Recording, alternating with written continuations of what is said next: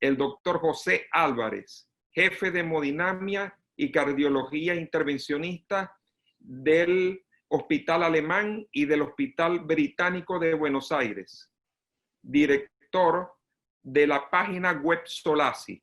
Él nos va a hablar acerca de dispositivos para aterectomía, cómo y cuándo utilizarlos. Bienvenido, José. Bueno, muchísimas gracias por la presentación, Pedro. La verdad es un enorme placer estar aquí con ustedes y formar parte de este grupo con un caso que prima facie es extremadamente interesante y sobre el que supongo que vamos a armar una discusión más que interesante después.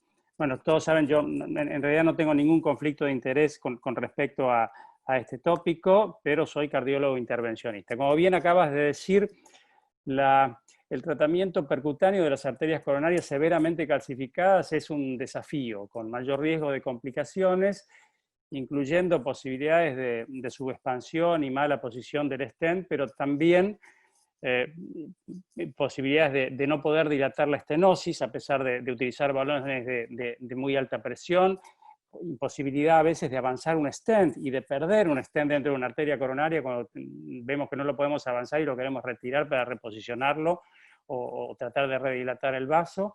También posibilidades de perforación y de disección. Solo para mostrar alguna de la evidencia tan abundante que hay en la literatura, este es simplemente un análisis del registro de reactividad plaquetaria de la DAP-DES, que todos conocen, son 8.582 pacientes, y en esta publicación, fíjense la diferencia en la evolución de los pacientes que tenían calcificación moderada o severa por hemodinamia simplemente y sin un laboratorio de control con respecto a aquellos que no tenían calcificación. La evolución de este 30%, que son los pacientes calcificados, fue claramente peor que la evolución de los pacientes que no tenían calcificación. Y esto se fue a expensas de una mayor tasa de infarto y de una mayor tasa de una nueva necesidad de revascularización del vaso ocupable. En este grupo, en este 30% de estos 2.000 y pico de pacientes, la tasa de utilización de aterectomía fue de alrededor del 5.7%. Y las mujeres, cuyas arterias, todos sabemos, son un poco más complicadas, estoy hablando exclusivamente de las arterias, la calcificación es también un indicador de peor pronóstico. Esto es un metaanálisis de 26 estudios que fue publicado hace 4 años. Fíjense la diferencia en evolución cuando el punto final incluye muerte, infarto de miocardio y necesidad de nueva revascularización, y cuando el punto final incluye muerte, infarto de miocardio o probable trombosis del stent. Esta es una clasificación muy básica de los diferentes tipos de calcificación arterial, en donde lo que quisiera es recordarles que los mecanismos fisiopatológicos de depósito de calcio en la calcificación de la íntima y en la calcificación de la media son absolutamente diferentes. En la calcificación de la media el mecanismo predominante es metabólico. Bueno, no lo vamos a explicar con detalle porque no tenemos tiempo y no es el tema. Pero en la calcificación de la íntima, que es lo que se da predominantemente en las arterias coronarias, la calcificación es consecuencia de un proceso inflamatorio. Eso lo sabemos todos bien, además por los estudios de tomografía computada. Cuando hay calcificación, hay inflamación y hay riesgo de síndromes coronarios agudos. Para mostrarlo más esquemáticamente, la calcificación coronaria siempre va atada a un mecanismo inflamatorio, con citoquinas liberadas por los macrófagos, células espumosas que disparan la actividad de células que son muy similares a los condrocitos, y estas células similares a los condrocitos son los que disparan el depósito de calcio. Primero, en forma de microcalcificaciones, micronodulillar, que solo se ven histológicamente, ahora se pueden ver también por tomografía de luz óptica, pero también se pueden ver, después estos van haciendo conglomerados más importantes y aparecen las macrocalcificaciones. Perdón. El calcio se puede ver muy bien, como dijimos recién, en la tomografía computada, en la angiotomografía coronaria, que la verdad es que se ve como áreas de hiperatenuación, menores a 1 milímetro cuadrado, ya se pueden distinguir, y la ventaja es que no invasiva, se ve muy bien, se puede hacer un score de calcio, que es pronóstico, y se ve la calcificación a lo largo de los vasos y calcificaciones puntuales. La angiografía, como dijo Pedro, es un mal método para ver la calcificación. Se ven calcificaciones severas.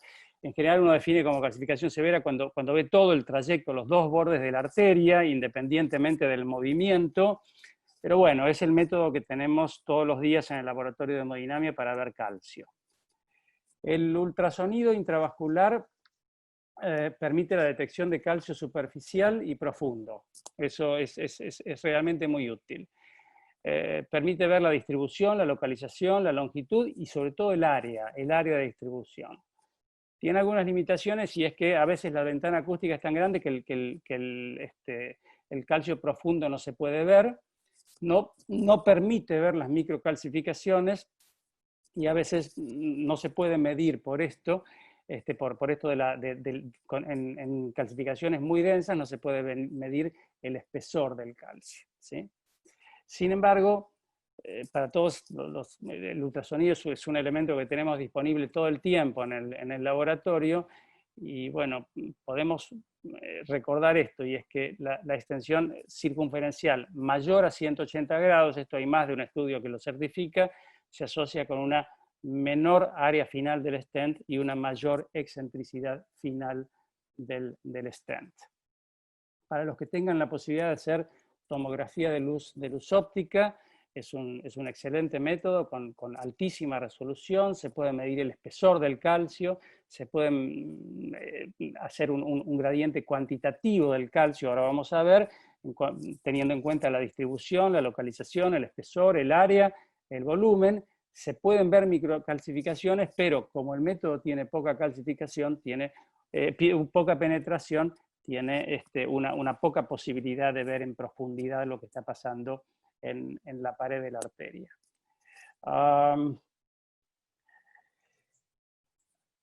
El calcio que va a requerir algún tipo de tratamiento por aterectomía es el calcio superficial, sobre todo el calcio circunferencial y el calcio nodular. En general, los depósitos profundos de calcio que dejan la íntima más o menos libre no requieren sistemas de aterectomía y pueden ser bien tratados con angioplastia convencional. Pero el calcio superficial y el calcio nodular es el que va a complicar la angioplastia, la colocación de un stent, y es el que debemos considerar para algún método de aterectomía. Este es un score de tomografía basado en la tomografía de luz óptica, que considera el ángulo máximo de calcio, si es menor de 90 grados, de 90 a 180 o más de 180, si es mayor a 180, como lo que decíamos para el ultrasonido, 2 puntos, el espesor, 1 punto, si es mayor de 0,5, y la longitud también, y un score de 4 es claramente indicación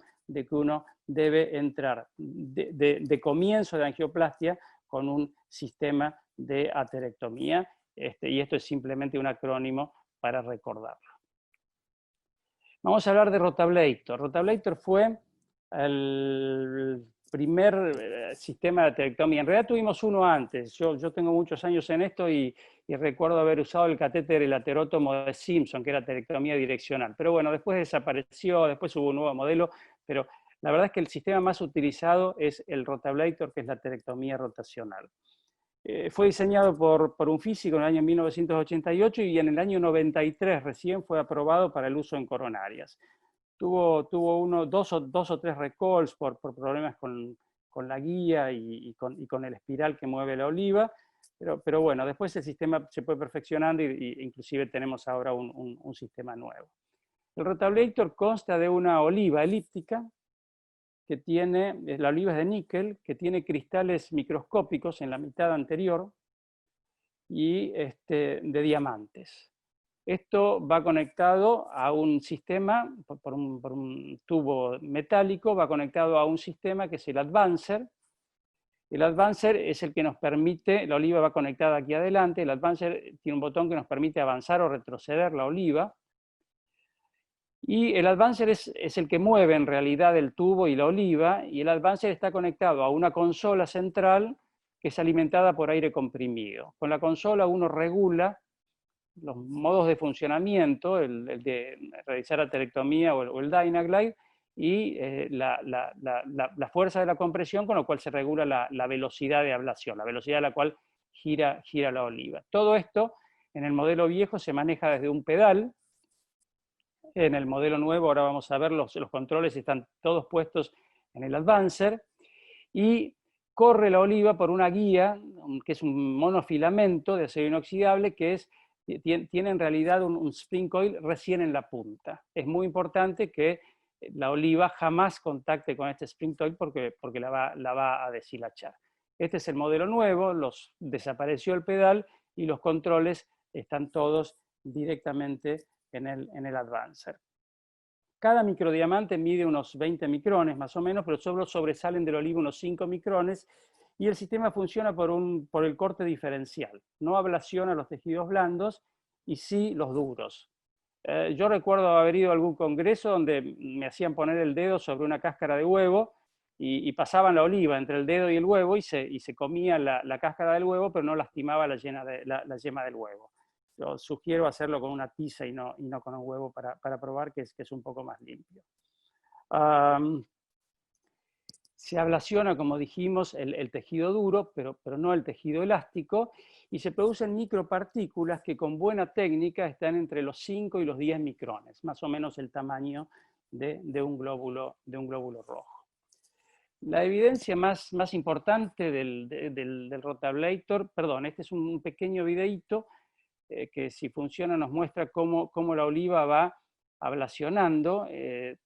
Con respecto a la técnica no me voy a meter porque forma parte de la charla que sigue a esta, pero uno va ablacionando hasta que logra atravesar la lesión. Esos son los pasajes para atravesar la lesión, y después hace 1 o 2 pasajes finales de pulido de la lesión.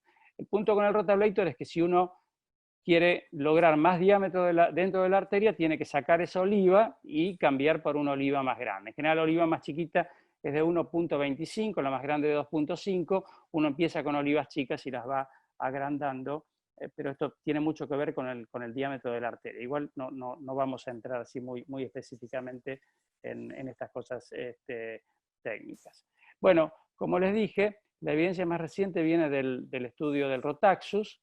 Es un estudio randomizado, interesante, 2 grupos, uno a angioplastia con balón y stent taxus, y otro a aterectomía rotacional en todos los pacientes y stent taxus, ¿no?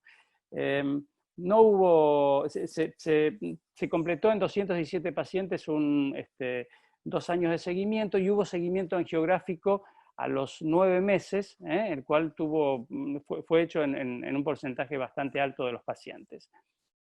No hubo en este estudio diferencias significativas en cuanto a eventos cardíacos mayores en el seguimiento a 2 años en los dos, entre el grupo de angioplastia convencional o de angioplastia disparada sobre aterectomía rotacional. Sin embargo, hay algunas diferencias importantes. Hubo mayor tasa de procedimiento inicial en el grupo de Rotablator, 92% versus 83%. Hubo mayor ganancia inicial en el grupo de Rotablator. También hubo mayor pérdida en el seguimiento del lumen en el grupo de Rotablator por mayor irritación de la pared probablemente, y eso llevó a la evolución similar a los 2 años. Pero tener en cuenta que hubo un 8% de cruzamiento de la rama de angioplastia convencional hacia la rama de aterectomía, porque se consideró que el paciente necesitaba aterectomía, no se podía tratar con angioplastia convencional, que fueron calcificaciones moderadas y severas, pero las calcificaciones muy severas se excluyeron y hubo mucha calcificación de calcificaciones moderadas, y que este estudio lo que explora es una utilización rutinaria de Rotablator y no otras. No vamos a entrar en muchos detalles con respecto a la técnica, solo mencionar que últimamente estamos usando velocidades bastante menores a las que usábamos antes. En general se usan velocidades de entre 160 y 170.000 revoluciones por minuto.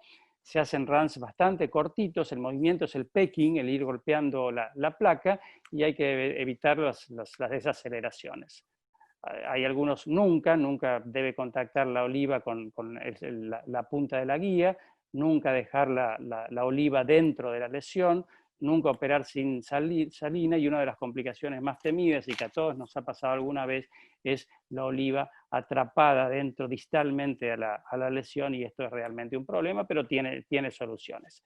Las complicaciones más importantes son el bajo flujo, no reflujo. Afortunadamente con buena técnica se dan rara vez, el atrapamiento de la oliva, las perforaciones coronarias, la disección, el bloqueo aurículo-ventricular. En general con atropina esto se soluciona, y hay bastante publicado, pero son la mayoría registros, pocos estudios grandes y randomizados, nada más que el Rotaxus. Ahí ustedes pueden ver las tasas de disecciones y de perforaciones, pero les quiero nombrar que es el registro americano de angioplastia. Fíjense que del año 2009 al 2010, comparando con el 2015 a 2016, la tasa de uso aumentó del 1.2 al 2.5%, con lesiones más complejas, y sin embargo la mortalidad se mantuvo baja, el infarto de miocardio también se mantuvo bajo, el taponamiento, la disección y la perforación realmente son cifras que con buena técnica son bastante aceptables para esto. En las mujeres con arterias finas, más pequeñas, en general hay un poco más de complicaciones que en los hombres, y esto debe tenerse en cuenta cada vez que uno decida hacer rotablator en una mujer. Esto es una ayuda a memoria que creo que va a ser mostrado después, y simplemente tener en cuenta esto como guía, y es que el uso principal de la aterectomía rotacional es para modificar atributos físicos de la placa, y no como procedimiento de angioplastia final. Es para modificar la placa y después hacer una correcta colocación del stent. El otro sistema de aterectomía que les quiero presentar es el de la aterectomía orbital.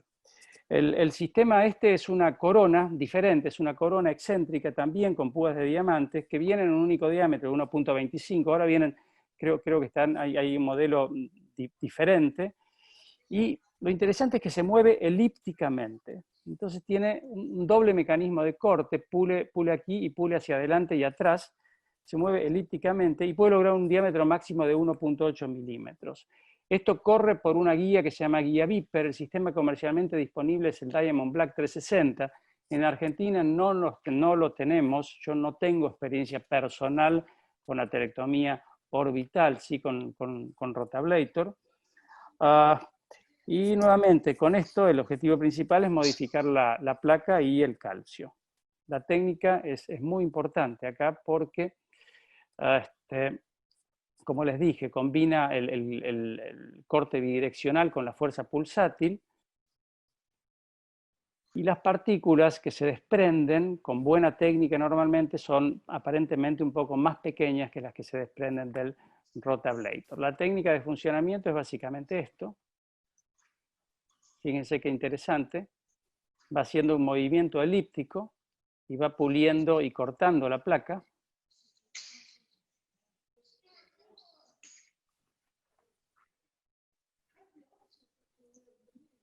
Se puede avanzar, se puede retroceder. Y en la medida en que uno va modificando la velocidad a la que mueve el sistema y la velocidad a la que avanza el sistema, se va modificando también el movimiento elíptico de la corona, y entonces se va modificando el diámetro de corte. Esta es una diferencia entre lo que es una aterectomía rotacional y una aterectomía orbital. La aterectomía rotacional ocupa el centro de la arteria y la oliva pule en esta dirección, siempre unidireccional. La aterectomía orbital se va moviendo en forma elíptica dentro de la arteria y de esa forma va puliendo el calcio. Y como les dije antes, la velocidad a la cual uno avanza esa oliva es importante. Si uno la avanza muy rápidamente, corta menos, y la velocidad de avance. Y después el sistema funciona en dos velocidades, a 80 o 120.000 revoluciones por minuto, y eso también modifica la capacidad de corte. En general lo que se recomienda es empezar a baja velocidad y solamente y con un movimiento muy lento hacia adelante, y solamente si uno no tiene un buen resultado a baja velocidad, entonces explorar la alta velocidad. Lo que produce es una modificación del calcio profundo, y eso permite fracturar el calcio y una mejor dilatación y colocación del stent, y como les dije antes, las partículas son bastante pequeñas, aunque dependen en mucho de la técnica. Los porcentajes de disección o de perforación son relativamente bajos. Hay algunos estudios interesantes que comparan aterectomía rotacional con aterectomía orbital. En general son observacionales, son retrospectivos, no hay estudios randomizados. Estos les voy a mostrar los 3 más importantes que yo encontré en la literatura, que son el COAPT, que es un registro multicéntrico de 5 hospitales de Nueva York. Es un registro sin Core Lab y sin IBUS o OCT de rutina previamente. Ellos encontraron, es el único que encontraron menos infarto de miocardio y menos mortalidad para la aterectomía orbital. Este estudio es del grupo que más ha publicado, es el grupo de California que más ha publicado sobre esto, y que creo que más lo usa. Después está el registro del estado de Michigan, de los 48 hospitales de Michigan, con un propensity score matching y también sin Core Lab y sin imágenes intravasculares de rutina. No encontraron diferencias ni en MACE, ni en perforación, ni en disección, ni en incidencia de no reflow. Y este es un registro también bastante grande de los hospitales de veteranos de los Estados Unidos, con las mismas conclusiones que el anterior. Esto es sin diferencias en MACE, en perforación, en disección y en no reflow. Y esto es bastante interesante, ya estoy terminando. Esto es un estudio que está ongoing, el Oracle, que lo que va a hacer es explorar el impacto. Esto sí es un prospectivo randomizado, y va a explorar el impacto de aterectomía rotacional o aterectomía orbital sobre la microcirculación, midiendo como primary outcome el índice de resistencia microcirculatoria, y como outcomes secundarios, niveles de creatinginasa, de troponina, la FFR, etc. Bueno, nada, simplemente mencionarlo para seguirlo, porque los resultados de este estudio, repito, prospectivo y randomizado, van a ser realmente interesantes. Y esto sí es lo último que les muestro. Este es un capítulo bastante interesante y es otra cosa que creo que tenemos que seguir en la bibliografía. Este es un estudio piloto de un grupo español que se publicó recientemente en esta revista nueva que es Interventional Cardiology, que es el órgano intervencionista de la revista española de cardiología, sobre el impacto de la aterectomía en el tratamiento de lesiones de bifurcación moderado o severo. Y creo que esto va a haber que recordarlo cuando discutamos el caso que nos acaban de presentar. Esta gente randomizó a una estrategia estándar o a aterectomía rotacional con más stent provisional, bifurcaciones 1-0-0, 1-1-0 o 0-1-0, ¿sí? Con ángulos de bifurcación variables, menores de 70 y mayores de 70. Y lo que encontraron es que cuando ellos hacen aterectomía rotacional, o sea, disminuyen el volumen de placa del vaso principal con algún método de aterectomía, encuentran que tienen significativamente menos compromiso del vaso lateral y menos necesidad de tratar el vaso lateral. La verdad es que esto es interesante, esto es un estudio piloto, pero creo que son conceptos que hay que seguir. Como mensaje final, es el problema de las lesiones coronarias calcificadas realmente va a aumentar, porque la población nuestra va a ser cada vez más compleja, con más diabetes y cada vez más añosa. Las técnicas de imágenes son importantísimas y mejoran los resultados, de esto no hay ninguna duda. Estamos pendientes, o está en un capítulo abierto para la litotripsia y el láser. El láser nunca termina de encontrar su lugar. La aterectomía debería ser usada siempre en pacientes con calcificación severa. La aterectomía inicial consume menos tiempo y contraste que cuando uno empieza a hacer aterectomía porque no pudo dilatar la arteria, no pudo pasar el balón, no pudo pasar el stent. Y el hecho de usar aterectomía rotacional orbital depende básicamente de la disponibilidad de esos centros y de la experiencia. Podríamos decir, es un maybe, podríamos decir que la aterectomía rotacional tendría algunas ventajas en lesiones ostiales, en vasos pequeños y en vasos muy, muy tortuosos, porque hay una guía floppy que permite navegar mejor a la oliva, y que la aterectomía orbital podría ser preferible en vasos de gran calibre, cuando hay más necesidad de modificar más profundamente la placa, o cuando hay disfunción ventricular izquierda, porque las partículas o las micropartículas parecen ser menores que las que se disparan con el rotablator. Creo que me excedí un poco del tiempo, pido disculpas, pero quería llevarles todo esto.